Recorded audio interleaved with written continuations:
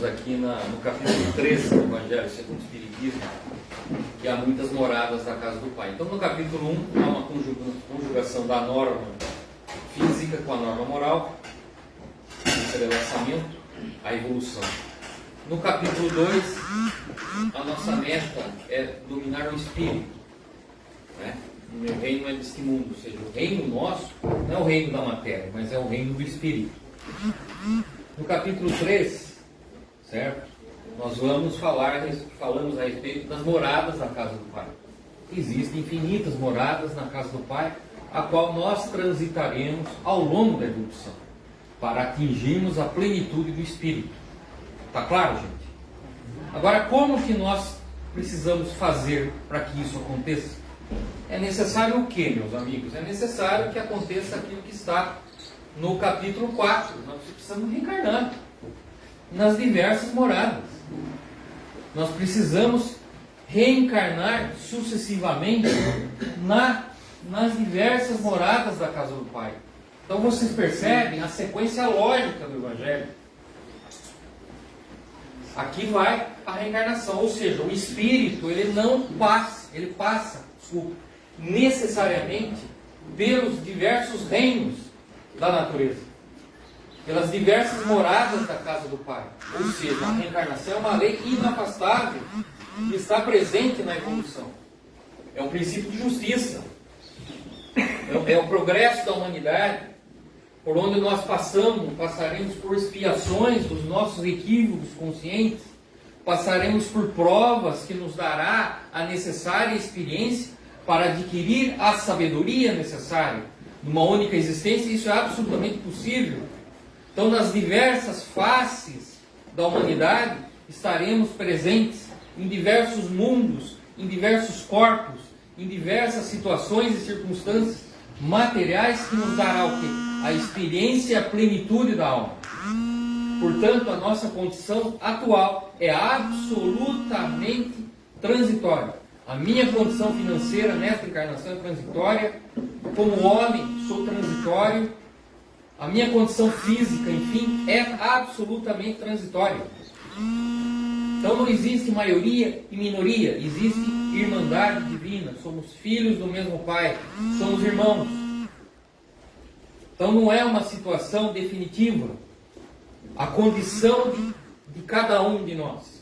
Não temos que nos envaidecer por aquilo que estamos no presente. Então a encarnação ela nos propicia através da misericórdia divina um novo corpo, uma nova carne, para podermos expiarmos ou passarmos por provações que nos dará a experiência necessária para a ascensão para mundos superiores. Está claro isso, gente? Então essa é a base do Evangelho segundo o Espiritismo. São 4 capítulos. A parte básica do Evangelho. Então o Espírito ele tem que entender essas 4 circunstâncias. Ele precisa conciliar a lei física com a lei moral para estabelecer harmonia. Ele tem que entender que a vida futura é a vida do Espírito, desmaterializado e dono da própria matéria, ou se não, já sem a necessidade de estar num corpo físico como é o Cristo. Mas o Evangelho nos retrata, e o próprio Cristo, que há muitas moradas para que cheguemos à condição de domínio do Espírito. E estas moradas que existem, que nos espera, que nos aguarda, é necessário que haja o quê? A reencarnação, que é o capítulo 4. Numa sequência absolutamente lógica e inafastável. Por quê? Porque o Espiritismo é ciência. É uma doutrina. Não está jogado ao acaso cada um dos capítulos do Evangelho. Existe sim um encadeamento lógico necessário para o entendimento, para que o indivíduo, para que a sociedade, para que os povos e as nações da humanidade tenham uma diretriz moral de evolução, de crescimento e libertação e se transformem verdadeiramente irmãos num único Criador. Está claro isso? Tranquilo? Agora nós vamos para outra fase do Evangelho segundo o Espiritismo. Perspectiva e finalidade. É o caminho. Agora, qual é o caminho que eu tenho que seguir para passar por essas etapas e chegar na plenitude do Espírito, como está no capítulo 2? Aí Kardec coloca o caminho. Vamos ver o caminho. Quem é o caminho, a verdade e a vida?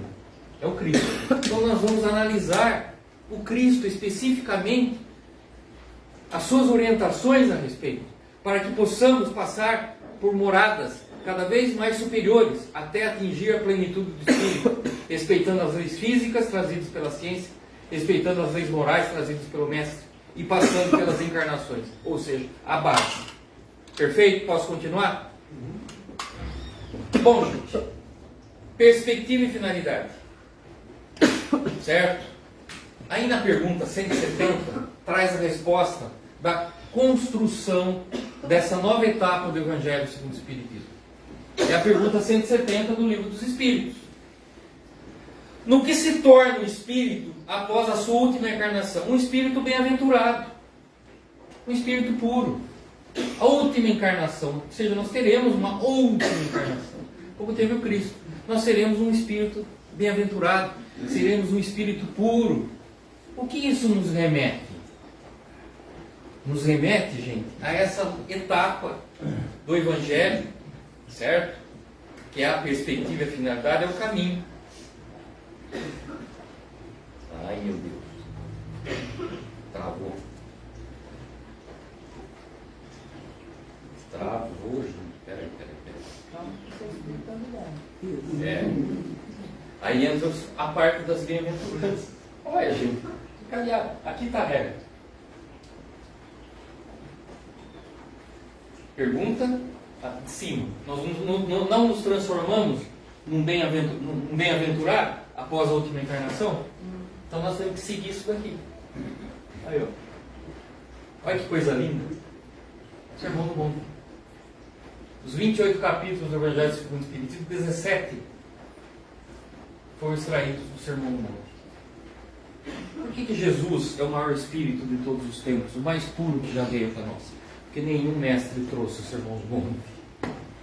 Só ele. Já dizia Gandhi, se todo o Evangelho for perdido, se tudo se perder na face da terra e sobrar o Sermão do Monte, a humanidade está salva. Ninguém trouxe, nenhum mestre trouxe isso daqui. O Sermão do Monte. Esse é o grande diferencial de Jesus, com todo respeito. Existem outros desconhecidos, principalmente na minha parte, mas isso aqui é inédito. O Sermão do Monte. Nós vamos passar por encarnações, não vamos? E não estamos passando? Nós não passaremos por aflições? Qual é a próxima etapa? O que nós não estamos passando hoje? Estamos aflitos. Desculpe, todos vocês estão em aflição. Eu também estou. Maior ou menor grau. Uns na loucura, outros quase na loucura, outros se fingindo equilibrado, mas a aflição está presente. Então ele abre essa etapa do Evangelho segundo o Espiritismo, certo? Das aflições, o maior capítulo do Evangelho. Então existem as aflições passadas e presentes. Existem as provas, as expiações, as diversas etapas da encarnação que nos trarão enormes aflições do âmbito doméstico, âmbito do trabalho, âmbito social, ou tudo. Aflito. Então as aflições são necessárias para o aprimoramento, para a experiência e a libertação do espírito, ganhando plenitude e conhecimento nos diversos corpos, nas diversas moradas presentes no capítulo 3, através das encarnações. Está lógico isso ou não? É a aflição. Agora, quem é o Consolador que vem nos tirar da aflição? Quem que é? O que vem no capítulo 6, gente? O Cristo Consolador. Foi jogado aqui à toa? Olha o remédio na frente. Olha o Cristo Consolador. O que diz esse capítulo no Cristo Consolador? Que nós devemos ser devotados, servir. Principalmente. Nós estamos na fase do devotamento. Estamos servindo sem nos sacrificar. Essa é a mente. Eu não vou vender meu carro. Vou ali fora para dar para os outros. Para dar para os... Não vou fazer isso. Me desculpe. Eu estou falando isso porque uma vez um moleque perguntou: você quer vender seu carro zero para ajudar fulano? Eu falei: não. Então você é devotado? É. Por que eu estou dizendo isso? Tem o devotamento e a abnegação. A abnegação é o Chico, a irmã Dulce. Eles são devotados e abnegados. Qual a diferença do devotado e do abnegado? Isso é essencial para entender, viu, gente? A missão do Espírito. Está lá no capítulo 6, o último tópico. Devotamento e abnegação. O abnegado, ele se renuncia completamente. É uma encarnação de renúncia. Mas é uma renúncia espontânea, natural, porque isso está dentro dele. Ele é feliz renunciando. Não é peso. Para nós não. A abnegação é impossível. Devotamento é peso. É esforço. Tem aqui no centro hoje. Ai, aquela pessoa insuportável vai. Ai, reunião de diretoria. Vai quebrar o pau com fulano. Você vai ver. Se prepare. Ai, vamos dar paz. Tomara que ela caia com aquela. Aquela incorpora, vai dar um rolo aqui. Você vai ver. Ai. É mentira. Vai chuva, dá palestra, tem que ir lá fazer números, senão o palestrante vai ficar chateado. Venha, senão é ruim. Viu?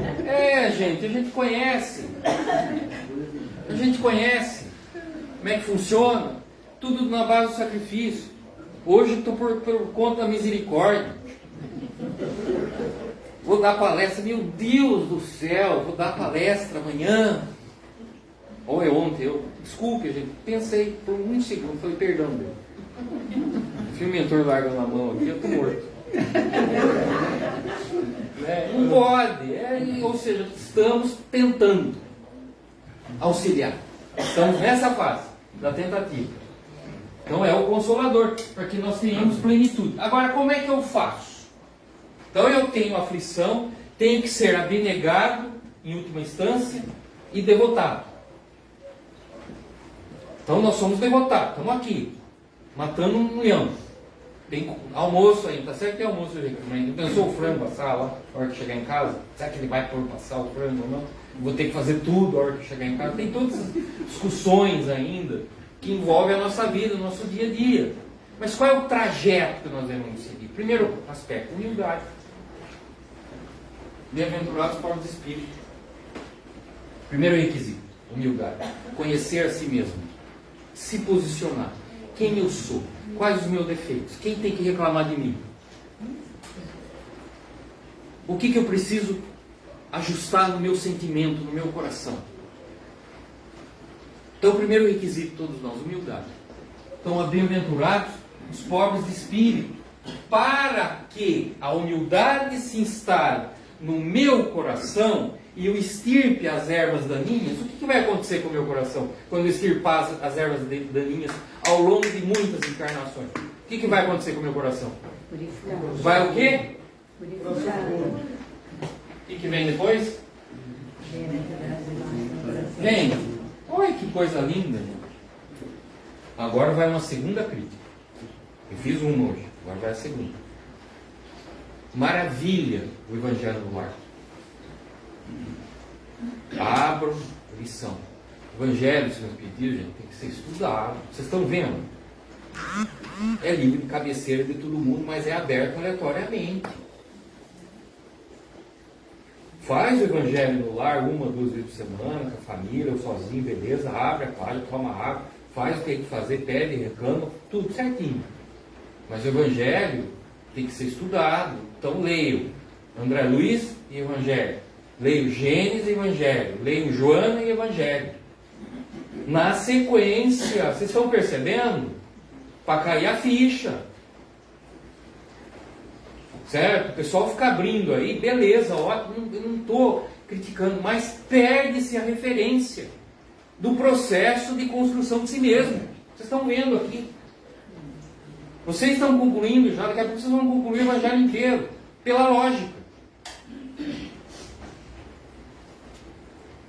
Estou sendo claro? E isso aqui, me perdoe, a outra crítica, não é passado para o público. Não é. Nos cursos de espiritismo passa-se muito pouco. Com toda a crítica. Faça a crítica. Me convidem mais de novo, se vocês quiserem. Voz isolada. Se me perdoe. Mas Evangelho e um outro livro. Evangelho e um outro livro. Evangelho e um outro livro. Isso no campo do Espiritismo. É a gente que, eu que sou advogado, tenho que estudar Evangelho, outro livro e mais o direito. E não está bom. Não é fácil. Eu sei que não é fácil, mas é fácil. No mundo de provas e expiações, endividado como somos, é complicado. Aí o que vai acontecer, gente, quando eu purifico o coração? Aí eu vou ter paciência, resignação, obediência, eu vou ser um manso e pacífico. Reforma íntima. Tá certo? Reforma interior. E a partir do instante que eu sou manso e pacífico, eu passo a ter o que, gente? Pelo meu próximo? Misericórdia. Eu passo a me reconciliar. Eu passo a não julgar. Eu posso não concluir o meu julgamento. Eu posso ter a doçura da pacificidade. Certo? Concorda ou não? Eu posso ter a resignação da pacificidade. Eu posso ter a paciência da pacificidade. Automaticamente eu terei misericórdia. Este é a estrutura da reforma interior, Sermão do Monte. Aqui está o núcleo do Evangelho. É isso aqui que nós precisamos entender. Ao entendermos isso, nós vamos servir, que é a próxima etapa do Evangelho, a partir do capítulo 11. Aí eu vou servir, eu vou vir ajudar a fazer o almoço, que eu entendi esse processo, eu estou entendendo. Aí eu não vou me lindrar com o cara feriu não volto mais no centro, porque fulano chamou minha atenção, não vou mais lá. Vocês já viram esse discurso? Viu? Eu não vou mais lá. Eu quero dar paz, fulano pôs eu na cozinha. Quem pensa que ela é? Tenho mediunidade, quero trabalhar na cura, fulana fala para eu fazer o atendimento fraterno.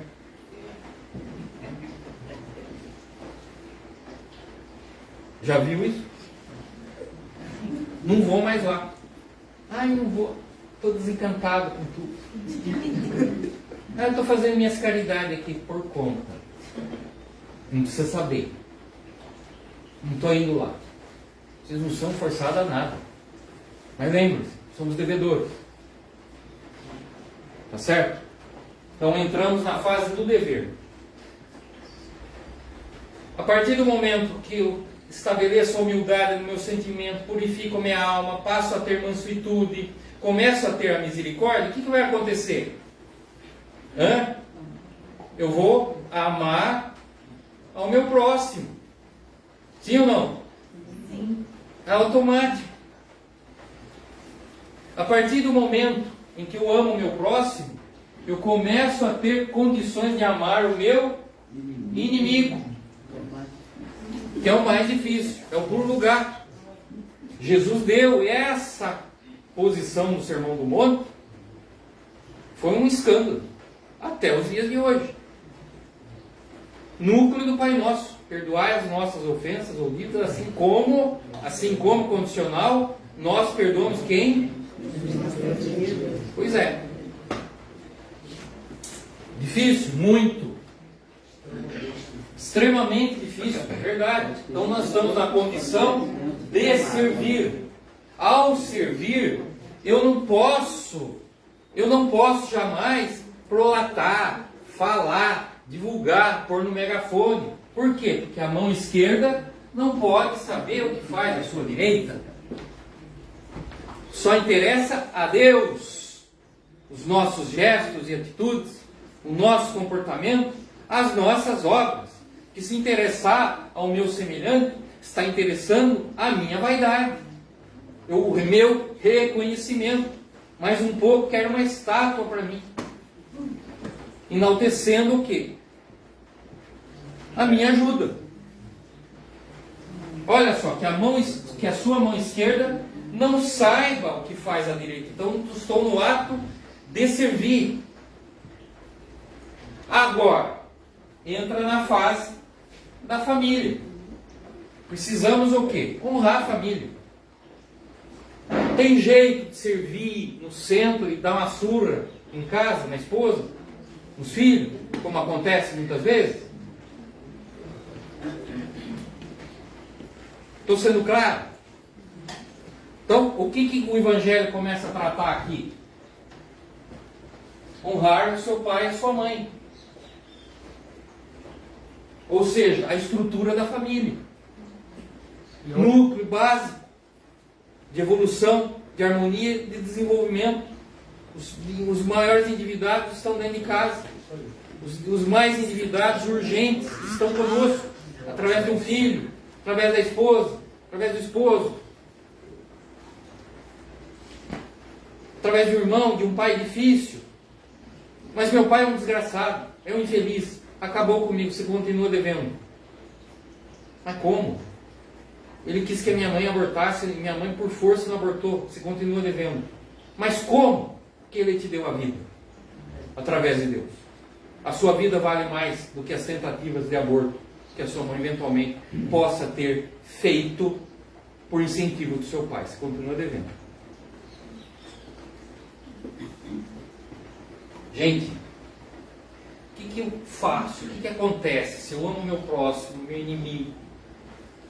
Se eu trabalhei a minha humildade, se eu purifiquei meu coração, se eu passei a ser manso e pacífico, paciente, resignado, obediente, doce, se eu não julgo, se eu começo a amar meu próximo, o que isso significa? Caridade, que é a conjugação disso tudo de cima. Por isso que fora da caridade não há salvação, porque se você não honra a sua mãe, certo? Se você não ama seu próximo, se você não tem misericórdia, se você não é manso e pacífico, você não é caridoso. Por isso que não há salvação. Porque para você construir a caridade espontânea, aqui eu tenho que ter esses requisitos de cima. Por isso que a caridade veio aqui. Está claro? Bonito? Não é lindo esse Evangelho? Então, fora da caridade não há salvação. Tá, você é misericordioso? Você é pacífico? Resignado? Família? Olha os requisitos do capítulo 7 até o capítulo 14. Esse é o resumo. Por isso que é um capítulo curtinho. 3 folhas. Por quê? Porque ele é a síntese disso, do ato de servir. Meus amigos, aí fecha a advertência, certo? Que nós não podemos servir a Deus, irmão. Ou seja, nós temos que ter coerência na nossa atitude, no nosso gesto. Nós não podemos ser materialista e espiritualista. Nós não podemos ser espírita e materialista. Ou é uma coisa ou é outra.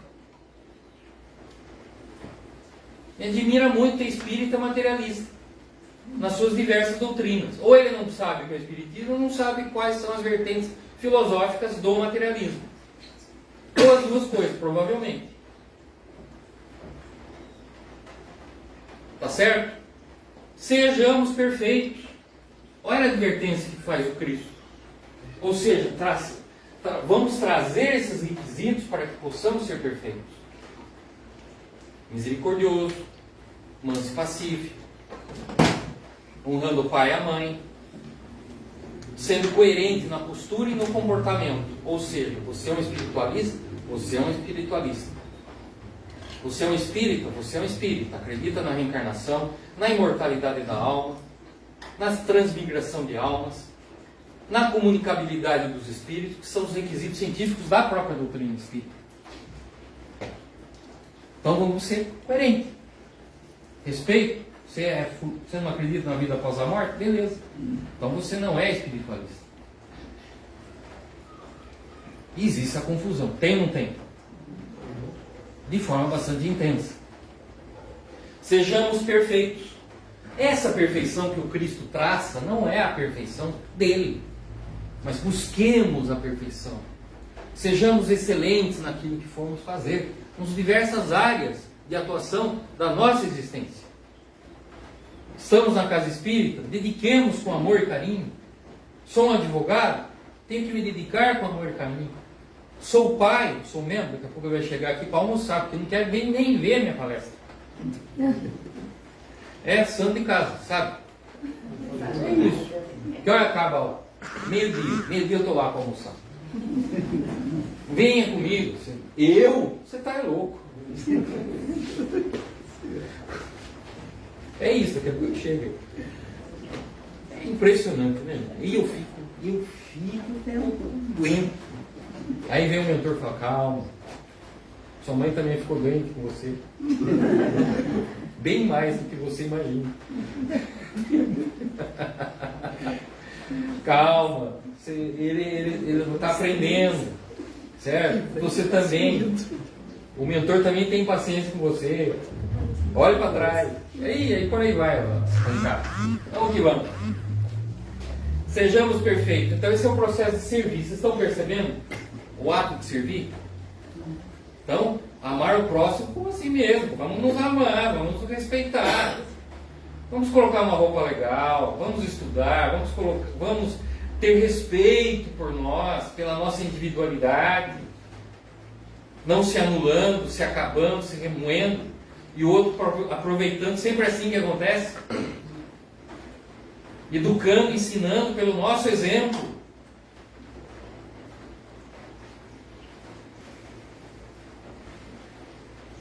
Agora a redenção coletiva. Vida.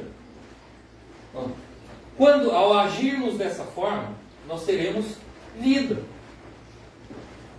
Porque existem mortos vivos. Como que é um morto-vivo? O morto-vivo é um morto-vivo. Almoça, janta, está esperando o jogo de tarde, ali, ou está de ressaca do Vasco de ontem. Esse é o morto-vivo. Amanhã é segunda-feira e agora? Tem que pagar conta, almoça, janta, dorme, depois é terça. Sabe aquele indivíduo assim? Pois é quarta. O Natal vai chegar. O que nós vamos comer? Não é? E o ano novo? O que vai ser disso aí? Aí passa. Tá, aí enrolando. Sabe o indivíduo que enrola? É o morto-vivo. Não estou falando nem dos viciados, nem dos ausentes, que são mortos. São zumbis, vivos, mortos. Diz o irmão, né? Oremos para os mortos vivos, que estão mais mortos do que vivos, do que os vivos do plano espiritual. Está cheio de morto-vivo. Vai trabalhar por inércia, volta por inércia, janta por inércia. Tanto faz, chover ou não chover, sabe aquele tipo? Enrolando, trabalhando, para o tempo passar, para nada. Um processo de ilusão. Então nós temos que amar a nós mesmos, respeitarmos, buscarmos a nossa vocação verdadeira, eliminarmos constantemente a nossa vaidade, o nosso egoísmo, o nosso orgulho, que é a grande chaga estabelecida aqui no capítulo 7, bem-aventurados os pobres espíritos. Então agora a redenção coletiva, muitos chamados e poucos escolhidos. Fomos chamados hoje para essa palestra. Se nós ajudarmos, eu me incluo, a trabalhar esse processo, nós seremos escolhidos. A vida é assim. As oportunidades vêm, mas o chamamento é para poucos. Então somos chamados a fazer a caridade, somos chamados a estudar, somos chamados a ajudar, somos chamados a tudo. Mas às vezes nós permitimos chamamentos desnecessários ou irresponsáveis e seremos escolhidos para uma expiação dolorosa que precisa ser trabalhado. Muitos os chamados e poucos os escolhidos. Nós teremos vida.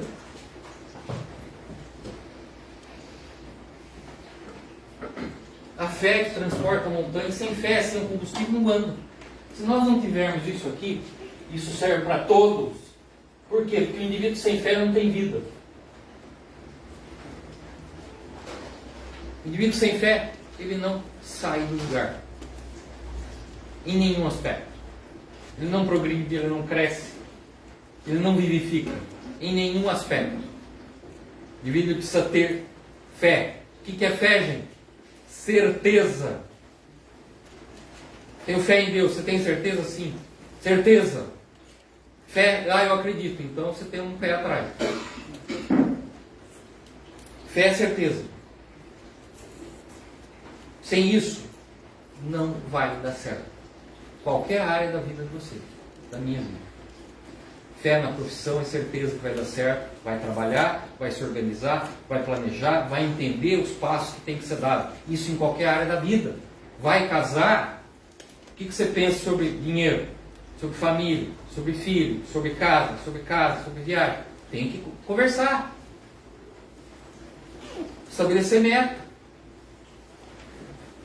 É a fé racional, para eu acreditar, ou seja, ter certeza que estou acertando no meu objetivo, no meu propósito. Depois vem a bomba. Por quê? Porque não se contratou adequadamente. A encarnação é assim.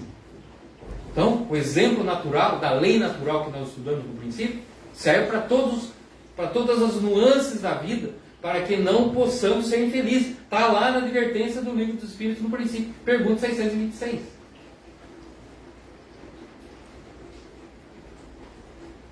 Vamos lá, gente. Trabalhadores da última hora. Vou deixar esse tema por último. Os espíritos. Aí vocês vão mandar embora. No caminho, gente, haverá falsos cristos e falsos profetas. Nós vamos ser enganados, principalmente os imprevidentes. Um estelionatário normalmente engana quem? Quem o estelionatário engana, muitas vezes? O presunçoso. Não é isso? Hã? Quer ser esperto. Principalmente aquele que quer queimar a etapa da vida. Faça tal coisa, você vai ganhar uma fortuna. Quer queimar a etapa. Então o estelionatário, ele se vincula energeticamente com a vítima. Não que eu esteja defendendo, longe disso. Mas é um processo. Que os dois vão cair de quatro. Mais dia menos dia. Não separar o que Deus juntou. Fala do casamento. É uma questão coletiva de vida. É possível o divórcio? Sim. É uma lei humana? Sim. Dai a César o que é de César? Perfeito. Por quê? Porque as relações familiares são contratadas no plano espiritual. Com qualquer bom contrato, existe a quebra. Ou não? Alugo uma casa, não pago aluguel, o que vai acontecer comigo? Você despejado. Casei com fulano, ela me traiu. O que eventualmente pode acontecer? Separação. Ela deu a causa à quebra do contrato. Ah, mas se eu perdoar? Perfeito. Você é grande. Mas está perdoando do coração ou por conveniência? Eu, como advogado, já várias vezes para fazer separação. Porque isso, porque aquilo, meu amigo, não compensa a gente separar. Custa muito caro. Vamos aguentar, você aguenta aí, eu aguento você. Quer dizer, continua casado, mas sem perdoar. Você dorme no quarto A, eu durmo no quarto B. Você tem a vida livre, eu tenho a vida livre. A gente continua casado. Eu faço janta, você faz almoço, você está dormindo, não sei o que, enfim. Custa caro. Muitas vezes para não dividir o dinheiro. Exatamente. Custa caro. A separação ela já ocorreu. Então Deus junta pelo contrato, pelos acordos. Mas nós temos o livre-arbítrio, que é uma lei máxima. Abaixo de Deus é o livre-arbítrio, junto com o amor. Se eu quiser agora ir embora, eu posso ir? Posso. Você não me chama de louco, mas posso. Fala ou não posso? Posso. Acabou. Posso pegar isso aqui e quebrar? Posso pegar esse computador e atirar na cabeça dele? Posso. Claro que eu posso. Só que eu vou sofrer uma consequência. Ou não? Sim. Com certeza. A vida é assim. Então nós podemos sempre.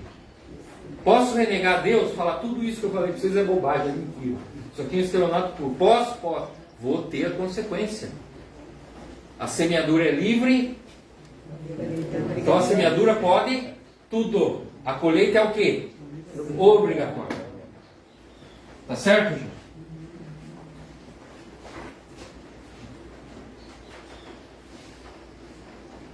Moral estranha. Vão surgir os deturpadores do Cristo. Eu não vim trazer a paz, mas a espada. Quem é minha mãe? Quem são meus irmãos? Já viram aquela passagem? Certo? São situações estranhas do Cristo. Por quê? Porque muitas vezes a tradução do próprio Evangelho, as deturpações que foram implantadas ao longo dos séculos, principalmente para tirar a legitimidade do Cristo, enfraquecer os princípios crísticos, favorecendo filosofias, doutrinas materialistas, que inoculam as igrejas, as religiões, provocando divisões e dissensões. Então, o Evangelho nos alerta a respeito dessa situação. Tá? Essa é a moral estranha. Não colocar a candeia debaixo do alqueire significa o quê? Não esconda as suas potencialidades. Espalhe. Vamos generalizar isso. Você conhece bem matemática? Divulgue o seu conhecimento. Tem facilidade para falar? Fale em público. Mas leve a palavra adequada. Ou seja, vamos trabalhar para o progresso coletivo, porque isso é caridade. Chamamento social. Chamamento social. Sim ou não? Deixa eu ver aqui se eu esqueci mais alguma coisa.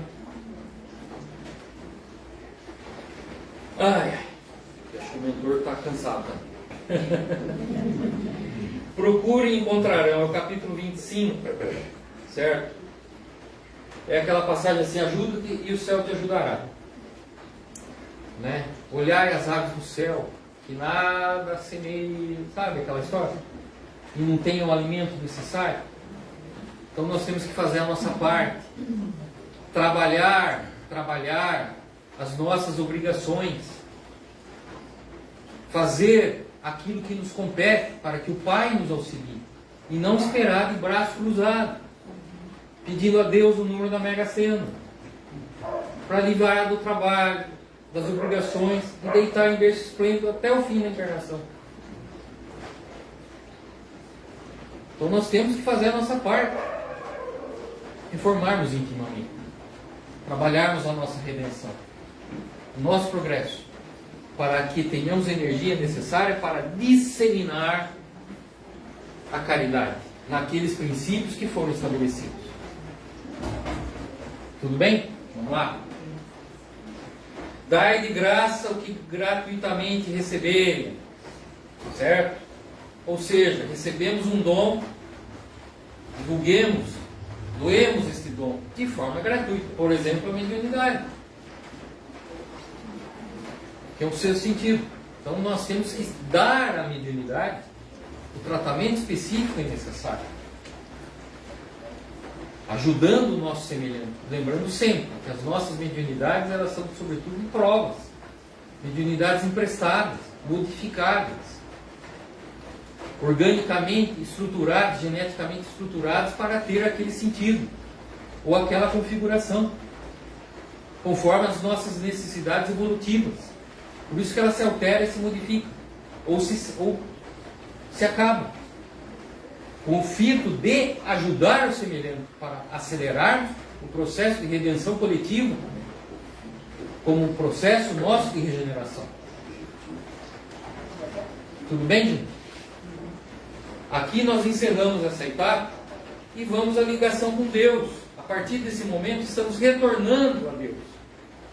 Estamos subindo a escada de Jacó. Jacó visualizou em sonho uma escada imensa, de espíritos subindo escadas, cansados, até o infinito, simbolizando que o nosso retorno a Deus, quando saímos de Deus, fomos lá no mineral, passamos pelo vegetal, passamos pelo animal, houve a diferenciação espiritual, a onda se quebrou, certo? Nos transformamos em espíritos únicos, certo? A célula divina, princípio inteligente, e estamos retornando, através das encarnações, da evolução, de volta aos braços de Deus. Por isso, nós agradecemos à espiritualidade, certo? Este momento, porque nós podemos pedir e obter o que quisermos, desde que trabalhemos. Nós temos os instrumentos necessários para atingir a plenitude. Nós temos a consciência, até mesmo aquela consciência atacada num ambiente hostil, de crimes de todas as ordens. Nós fomos preparados para esse tempo. Portanto, em maior ou menor grau, responderemos pelos crimes que nós possamos cometer. Porque nós somos filhos do Pai. E que pai que nega alguma coisa ao seu filho, que não seja justo, bom? Então basta que nós peçamos, basta pedirmos, basta façamos a nossa parte, trabalharmos. E o instrumento divino que nós temos são as preces, que está à disposição de todos. Ele fecha com as preces, agradecendo esse roteiro de 27 capítulos anteriores, um roteiro de reformulação íntima, um roteiro de vida, um roteiro que irá mudar a nossa individualidade, a nossa família, a nossa sociedade, os nossos povos e as nossas nações e as nossas humanidades.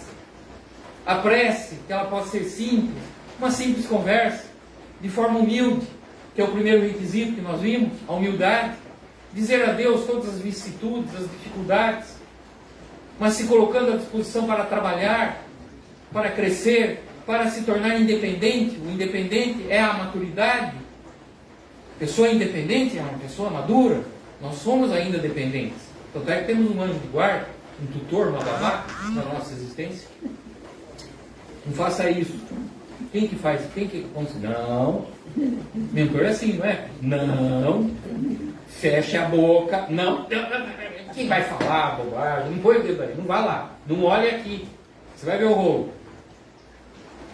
Não é assim? São os babás. Nós precisamos de babá. Então nós somos espiritualmente infantis. Mas aqui está o roteiro mais seguro. Lógico, já dado à humanidade. O Evangelho segundo o Espiritismo, o livro 3.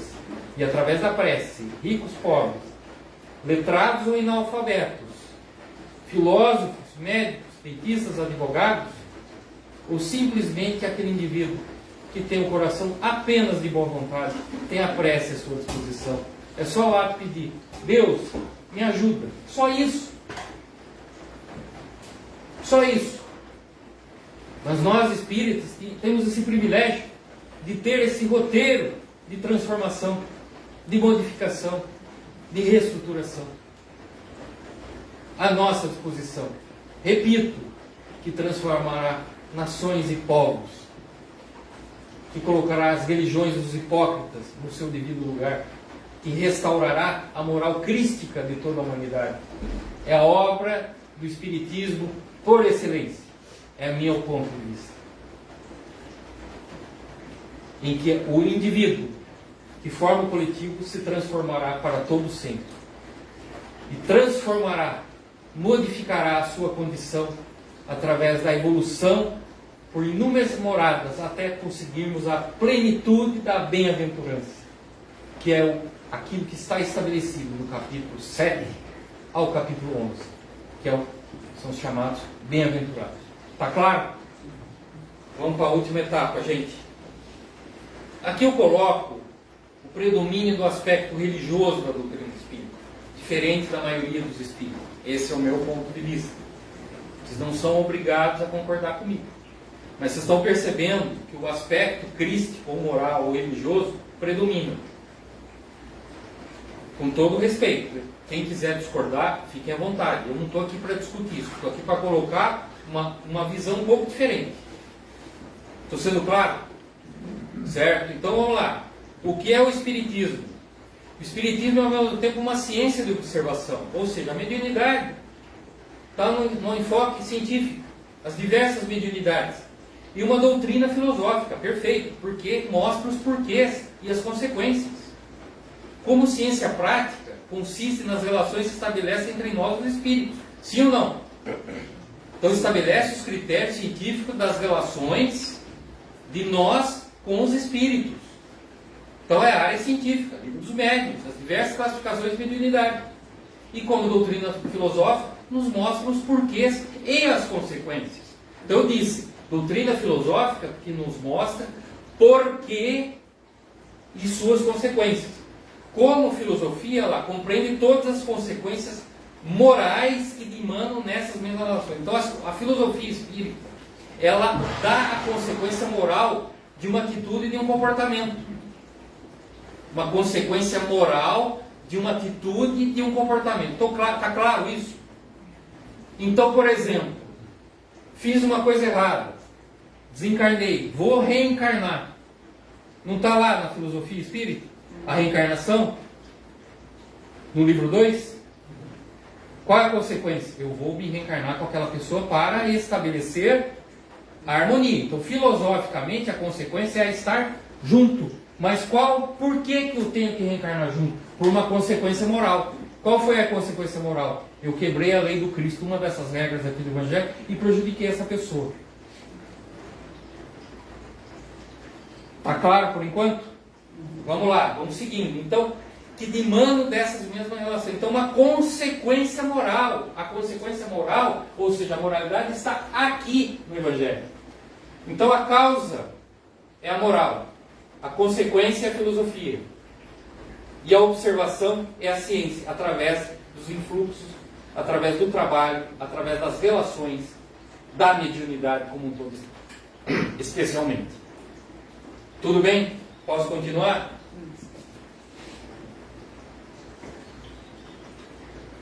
Interpelado Emmanuel, no Consolador, a respeito do aspecto tríplice da doutrina, o Espírito de Emmanuel, no livro Consolador, no seu introito, na sua introdução, respondeu nesses termos: podemos tomar o Espiritismo simbolizado desse modo como um triângulo de forças espirituais. Está claro? Triângulo: ciência, filosofia e religião. A ciência e a filosofia vinculam a Terra essa figura simbólica. Ciência, mediunidade, a Terra, os efeitos da mediunidade, psicografia. Filosofia, as consequências. Não falei das consequências filosóficas de uma atitude? Certo? Porém, olha a observação que ele faz. A religião é o ângulo divino que liga ao céu. A religião está na ponta superior. No seu aspecto científico e filosófico, a doutrina será sempre um campo de investigação humana. Verdade. Se reencarnou dessa forma, por quê? Por causa disso. Filosofia. A psicografia, a psicofonia, ciência. Certo? Então, é um campo de investigação humanas, como outros movimentos coletivos de natureza intelectual, certo? Que a gente faz, os raciocínios a respeito da parte filosófica e da parte científica, que visam o aperfeiçoamento da maneira perfeita. No entanto, no aspecto religioso, todavia, repousa a sua grandeza divina, por constituir a restauração do Evangelho de Jesus Cristo, estabelecendo a renovação definitiva do homem para a grandeza do seu imenso futuro espiritual. Gente, isso aqui é Emmanuel, o aspecto religioso. Então, antes de mais nada, o Espiritismo é uma religião, sim, mas não uma religião convencional, como Kardec entendia naquela época, de dogmas, de preceitos, de hierarquia. O Espiritismo não tem nada disso. Então, nesse sentido, o Espiritismo não é religião. Vocês entenderam? É o que se confunde. O Espiritismo é filosofia, não é religião. Não é religião tradicional, nos moldes estabelecidos pelo homem, mas é uma religião de ligação com Deus, através de quem? Do Evangelho. Está claro? Posso continuar? Está na introdução ao Consolador. Então, quando alguém chegar ao Espiritismo, a filosofia mas é sobretudo uma religião. Como religião? Uma religião sem hierarquia, sem dogmas, sem preceitos. Por quê? Porque ela é sobretudo a forma de nós ligarmos, através de Jesus, que eu sou o caminho, a verdade e a vida, a ligação com Deus. Está claro? Olha só, no capítulo 17.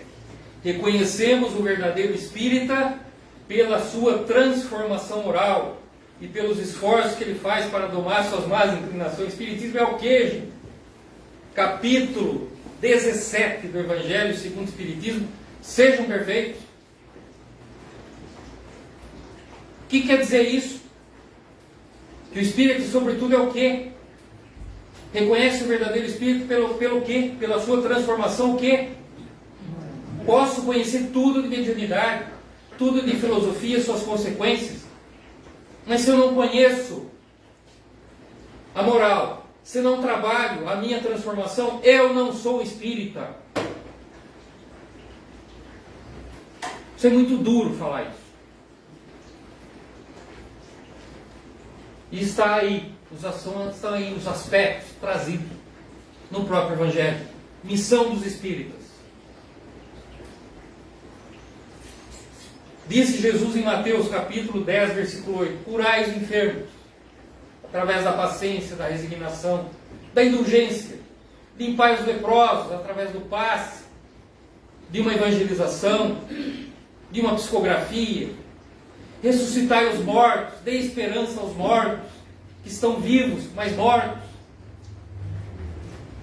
Expulsai os demônios internos, que tem dentro de vocês, que tem dentro de mim, que tem dentro do meu semelhante, e dai de graça o que de graça recebestes, através da mediunidade. Então qual é a função, gente, que Cristo nos deu? É uma função moral. Está claro isso? Estou sendo duro, gente. Querem atirar a pedra em mim? Fiquem à vontade. Viu? É mais ou menos ao lado, viu? Meu posicionamento. Mas eu acho, modéstia à parte, vocês não acham forte esse argumento? Hã? Vamos lá. Trabalhadores da última hora. Não deixei à toa isso daqui. A advertência do Evangelho. Vou ler bem rápido aqui, senão não vamos estourar a hora. Eu ficaria mais a tarde toda aqui falando sobre o Evangelho. Vou voltar depois do almoço. Não. Viu? Eu não sou abnegado. Viu? Calma. Tá louco. Não mais vos assusteis. As línguas de fogo para os espíritos estão sobre as vossas cabeças. Estão ou não estão? Verdadeiros adeptos do Espiritismo, sois os escolhidos de Deus. Ide pregai a palavra divina. É chegada a hora em que deveis sacrificar a sua propagação aos vossos hábitos, os vossos trabalhos, as vossas ocupações fúteis. Ide, meus amigos, e pregai. Convosco estão os espíritos elevados. Certamente falareis a criaturas que não quererão escutar a voz de Deus, porque essa voz os exorta incessantemente à abnegação. Abnegação e capítulo 6, lembra? Olha lá. Pregareis o desinteresse aos avarentos, a abstinência aos dissolutos, aos imprevidentes, a mansidão aos tiranos domésticos, como os débitos. Palavras perdidas, eu sei, mas não importa. Faz-se necessário, com o mistério, reergueis com os vossos suores o terreno onde tendes a semear, porquanto ele não frutificará e não produzirá senão sobre os reiterados golpes da enxada e da charrua evangélica. Ide pregai.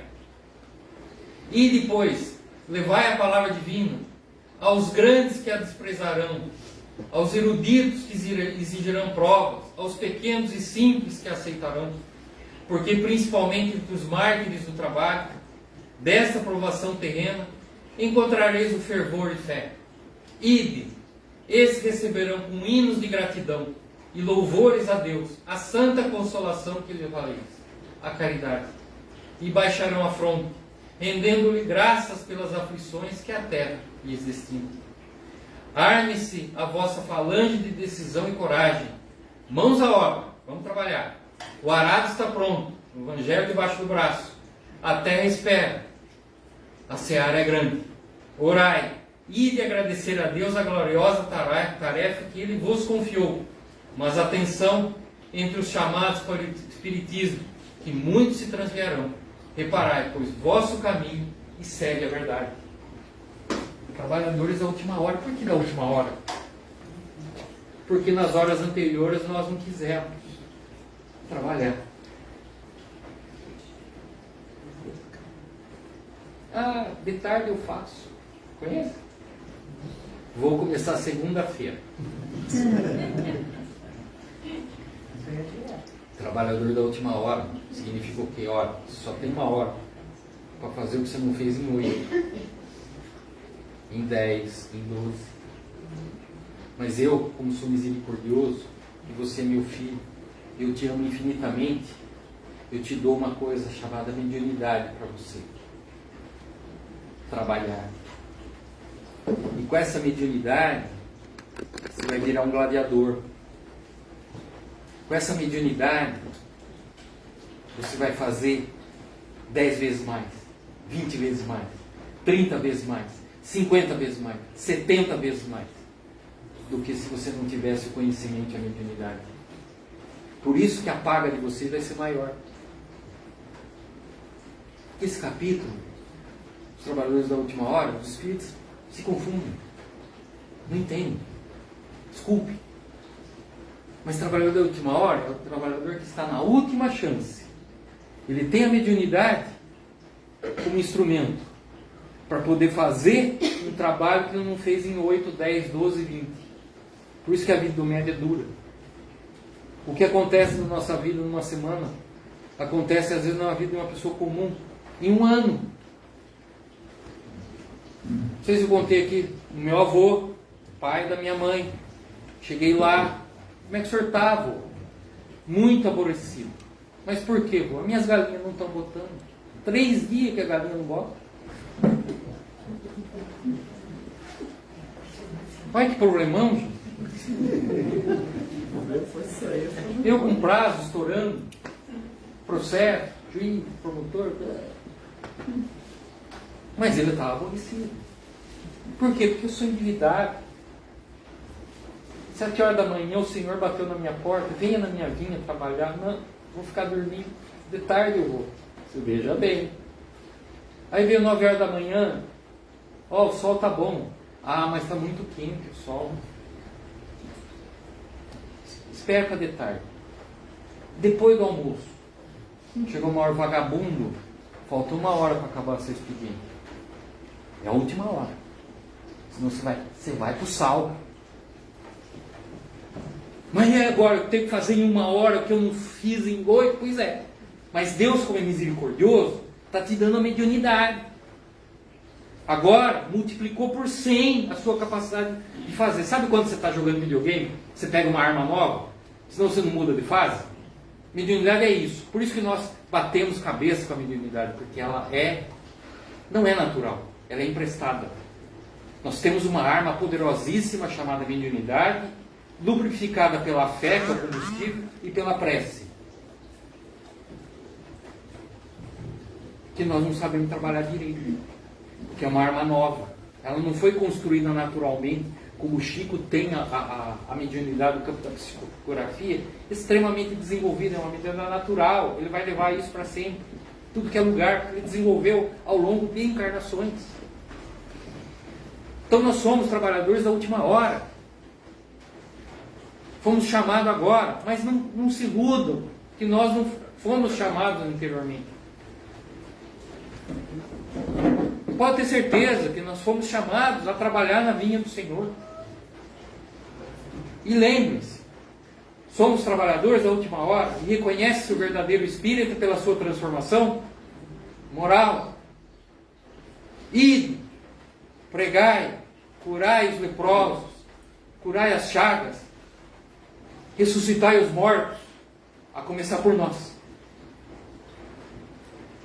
Fora da caridade não há salvação.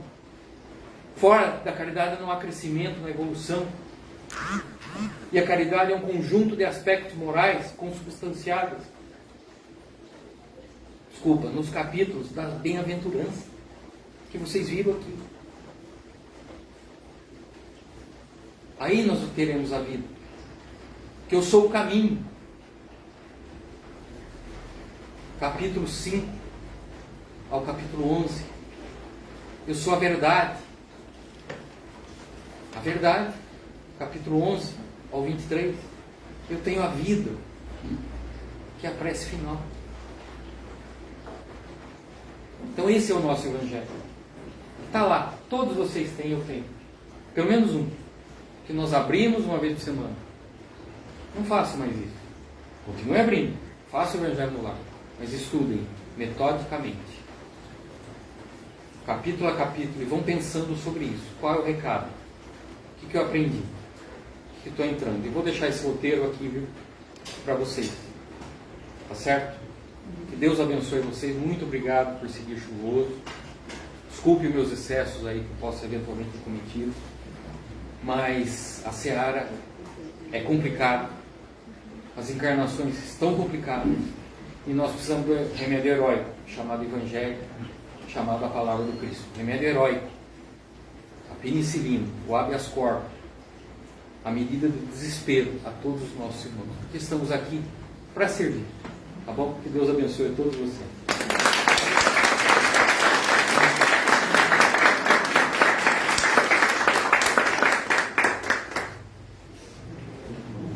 Palavra é gratidão, André.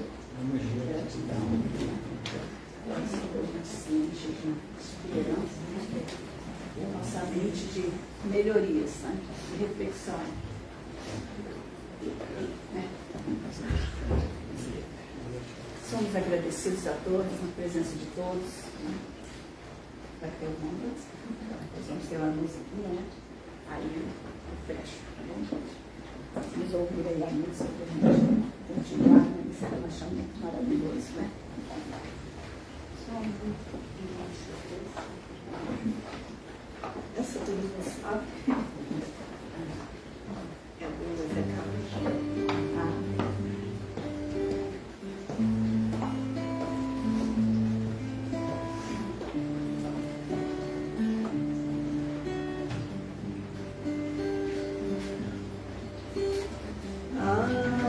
Agradecemos, Senhor, Senhor, estes momentos de paz. Nós te sentimos aqui, aqui, em vibrações fraternais. Na estrada da vida, conduz-nos ao bem, na alegria e na dor. Seja o amor nossa bandeira de luz. Mestre Jesus.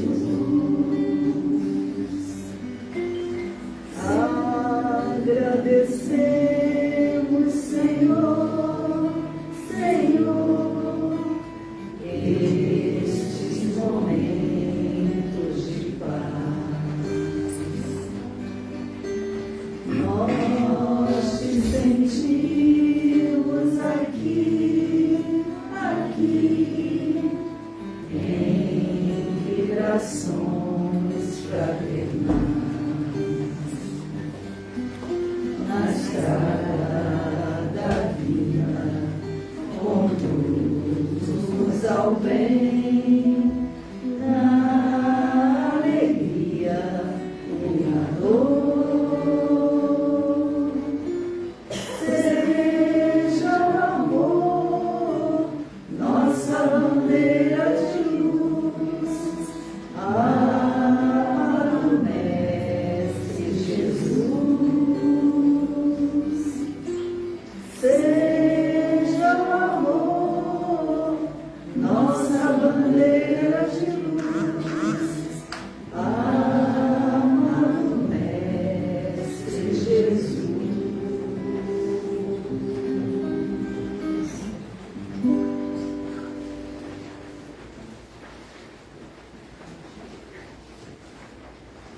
A nossa continuação, né, antes da prece final, a gente, né, depois falar de coisas, né, muito materiais, né, mas nosso agradecimento, né, ao nosso irmão, que com certeza preparou carinhosamente, né, esse tema, para mim, né, muitas reflexões que eu ainda não tinha tido, né, estão aqui realmente, e aqui no coração eu agradecimento.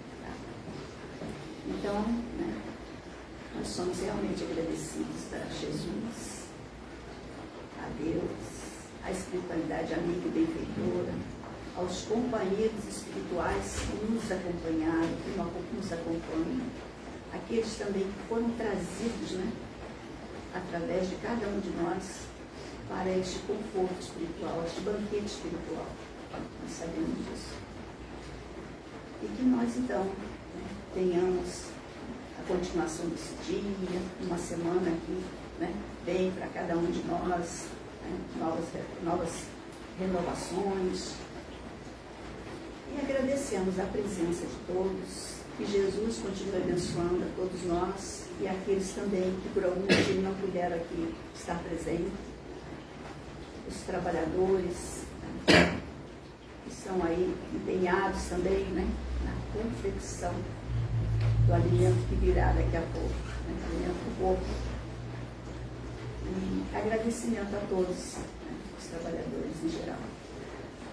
Que essa paz do Senhor invade os nossos corações, que nos traz essa força, essa alegria, essa paz interior tão necessária. Nosso irmão comentou ainda há pouco, né? Quem de nós não tem conflito, não está em conflito, não viverá conflito? Vamos guardar Deus. Mas depois dessa bênção de hoje, a gente vai enfrentar com mais serenidade, né? Por quê? Porque foi deixada essa paz dentro do nosso coração. E isso é importantíssimo que a gente possa refletir. O espírito espírita precisa dessas reflexões, precisa de ter essa postura consigo mesmo, para podermos estar melhores preparados para o nosso próximo. Em geral, começar lá dentro do nosso lar. Né? Gente, muito obrigada. Muita gratidão mesmo, né? E que essa paz, agora também, né? Eu gosto muito dessa prece da caridade, né? Eu vou pedir que, né, todos, né, em pensamento aí nos acompanhem.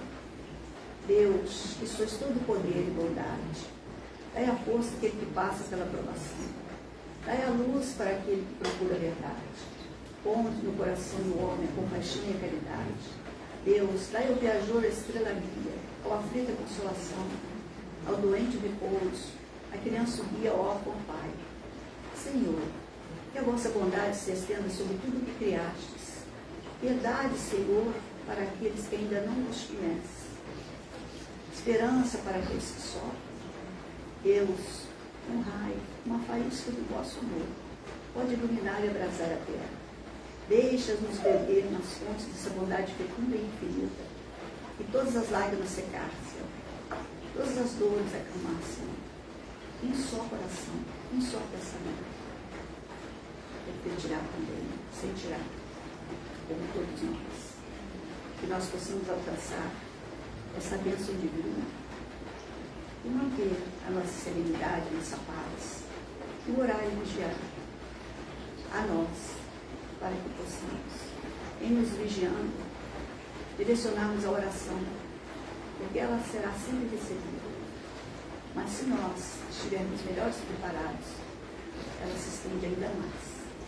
Então que nós possamos ter este compromisso conosco, essa responsabilidade conosco mesmo, e sermos sempre agradecidos por tudo isso que nós estamos estudando, por tudo que nós estamos vivendo, e por tudo que virá. Que assim seja. Então, gente, agora, né, nós temos aí a segunda parte.